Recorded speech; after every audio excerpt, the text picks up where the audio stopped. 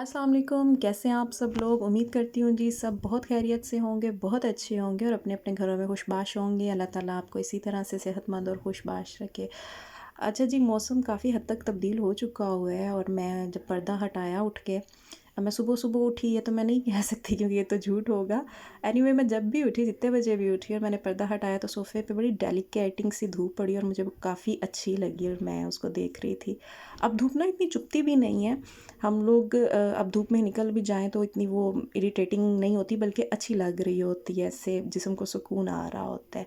और मौसम के अकॉर्डिंग हर चीज़ अच्छी लगने लगती है जी अपने-अपने हिसाब से और काफ़ी सारी चेंजिंग्स हमारी ज़िंदगियों में आ चुकी हुई हैं। टिंडों से जान छूट गई है हमारी और हमारे गले जी अब मुंगरे, मटर, साग ये सारी चीज़ें पड़ गई हैं। अच्छा एक चीज़ है कि सर्दियों में हमारे पास सब्जियों की बहुत वैरायटी होती है, लेकिन मुझे एक चीज़ जो सर्दियों की सब्जियों की बहुत बुरी लगती है वो ये भी है कि इन्हें बनाने में बहुत टाइम लगता है और स्पेशली जिन लोगों को कुकिंग अच्छी नहीं लगती उन लोगों के लिए तो ये काफ़ी मंदी चीज़ है। तो पर क्या करें पकाना भी होता है। अच्छा यहाँ मेरा कंधा काफ़ी आगे-आगे आ रहा है मुझे बिल्कुल भी आइडिया नहीं था। मैंने जी बस कैमरा सेट किया और मैं शुरू हो गई व्लॉगिंग करने। कुछ चूँकि मैं रेगुलर व्लॉगिंग भी नहीं करती, तो बस ऐसे ही जिस टाइम पे जो क्लिप शूट हो जाए उसको डाल देती हूँ इस तरह से। और इंशाल्लाह आप लोगों का साथ रहा, आप लोगों का ताउन रहा तो एक वक़्त वो भी आएगा कि हम रेगुलर व्लॉगिंग शुरू करेंगे। अच्छा जी, सब्ज़ियों के हवाले से अगर हम बात करें तो मैं जैसे कि कह रही थी कि हमारी टिंडों-शिंडों से जान छूट गई है और हम मुंगरों और मटरों में फँस चुके हैं आके। बस एक चीज़ मुझे बुरी लगती है कि बहुत टाइम लग जाता है। अच्छा इनको पकाने में शायद उतना टाइम नहीं लगता, जितना सब्ज़ी बनाने में मतलब मुंगरे तो आप लेके बैठ जाओ तो शाम हो जाती है और यही हाल जो है वो साग का भी है कि आप लेके बैठो तो शाम हो जाती है और फिर अगले दिन वो हांडी कहीं जाके तैयार होती है। लेकिन अच्छी होती हैं सेहत के लिए, बहुत अच्छी होती हैं ये सब्ज़ियाँ तो हमें खानी भी चाहिए।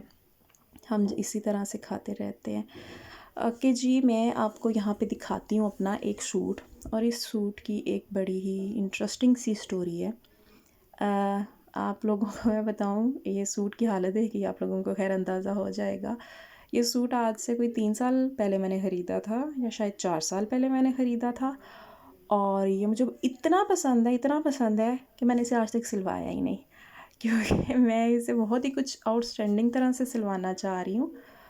ये देखिए ये पलच्छी का सूट है लेकिन इसके पे मैं आपको करीब से दिखाती हूँ इस तरह से ये इसका दुपट्टा है। ये दुपट्टे पे ये 2 कलर हैं मैरूनिश और फिरोज़ी सा और ये है इसकी शर्ट ऑल ओवर इसी तरह से और बहुत ही प्यारा सूट है ये और मैं हमेशा हर सीज़न इसे बाहर निकालती हूँ कि मैं इसे सिलवाऊँगी और मैं पूरी नीयत के साथ निकालती हूँ और ये हर साल दर्जी की दुकान पे जाता है और हर साल वापस आ जाता है क्योंकि मैं उसे कहती हूँ कि मैं तुम्हें डिज़ाइन दूँगी फिर तुम उसे उसके अकॉर्डिंग सीना।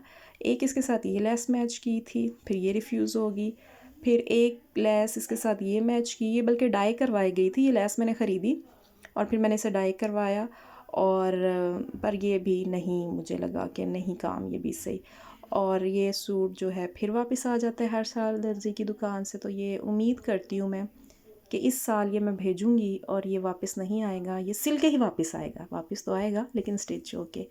उसके बाद एक सूट मैंने और ख़रीदा इस वीक में जो मैं आपको दिखाती हूँ और ये भी विंटर के अकॉर्डिंग ही है आप लोग देखें और इस शर्ट का कलर मुझे बहुत अच्छा लगा।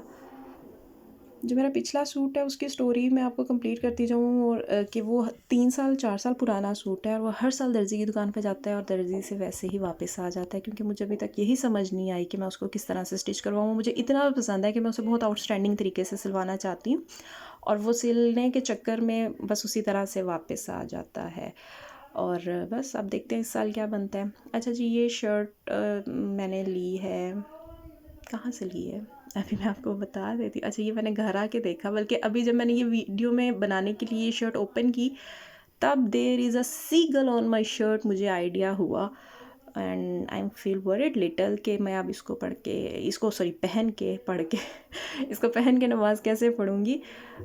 मैं थोड़ी सी हेजिटेट हुई पर चले मैं आपको दिखाती हूँ और मैं से किसी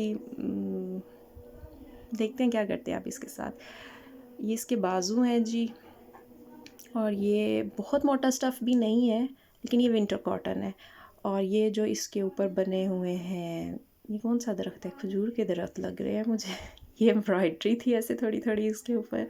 इस तुतली का वैसे यहाँ कोई तुक नहीं था बनता, लेकिन पता नहीं इन्होंने क्यों लगा दी। मेरा नहीं ख्याल कि लगनी चाहिए थी, कुछ बहुत अच्छा डिसेंट सा बटन भी लग सकता था। और यहाँ पे इसकी प्राइस देख लिया आप लोग, 24.99, 2500 ही हो गया। 1 रुपया वो छोड़ के ना हमारे दिमागों के साथ खेलने के टैक्ट्स होते हैं ये बगला मुझे सख्त इरिटेट कर रहा है। I don't know it's a बगला, ईगल और सीगल और what is this actually, I don't know, but I think it's seagull. तो देखते हैं अब। ये इसके साथ ट्राउज़र था, और ट्राउज़र में अच्छा, मैं बाज़ार बेसिकली अपने लिए ट्राउज़र्स ख़रीदने गई थी और मुझे बिल्कुल अच्छे ट्राउज़र्स नहीं मिले, और फिर कहीं जाके लाइमलाइट से मुझे ये एक मिला, और ये जेन्युइनली बहुत अच्छा ट्राउज़र था। सिंपल था, मैं थोड़े फिनिशिंग के साथ चाह रही थी, लेकिन ये बिल्कुल सिंपल सा था, पर मैंने ले लिया बिकॉज मेरे पास और कोई चॉइस नहीं थी, मुझे और कुछ नहीं मिल रहा था। मैंने एवरी ब्रांड को चेकआउट कर लिया था, पर ऑल इन वेन।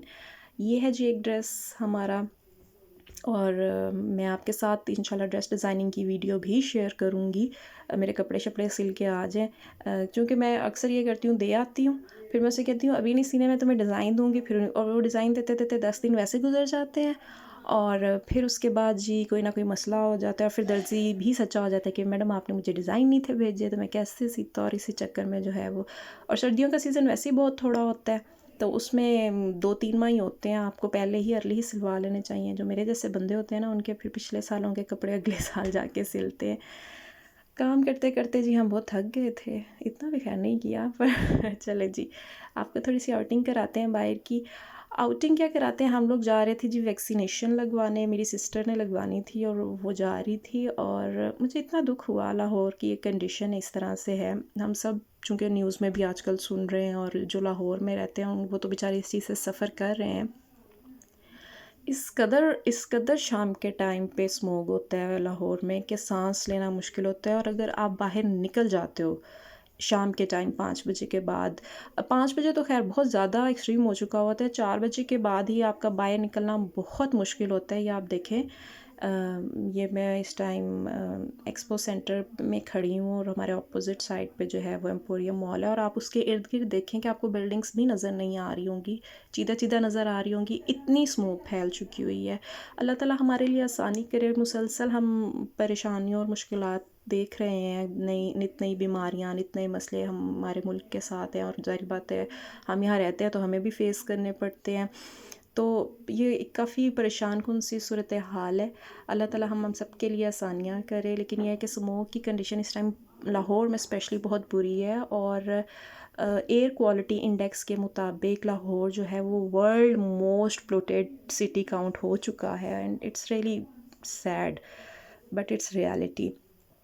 और कल की न्यूज़ में आप सबने भी सुना होगा, और मैं सुन रही थी कि टाउनशिप एक ऐसा इलाका है जिसका एयर क्वालिटी इंडेक्स 400 भी क्रॉस कर चुका है, और बहुत ही दुख हुआ मुझे ये सुन के, क्योंकि इतना जब आपका एयर पोल्यूशन होगा तो आपकी ज़ाहिर बात है बीमारियाँ होंगी सांस की। मेरा ख़ुद पिछले 10 दिन गला बहुत शदीद ख़राब रहा था, और इसी तरह से सब चलता है जी। अल्लाह ताला इस चीज़ को ख़त्म करे, हमारे लिए आसानियाँ पैदा करे, और हमें सेहत वाली ज़िंदगी अता करे।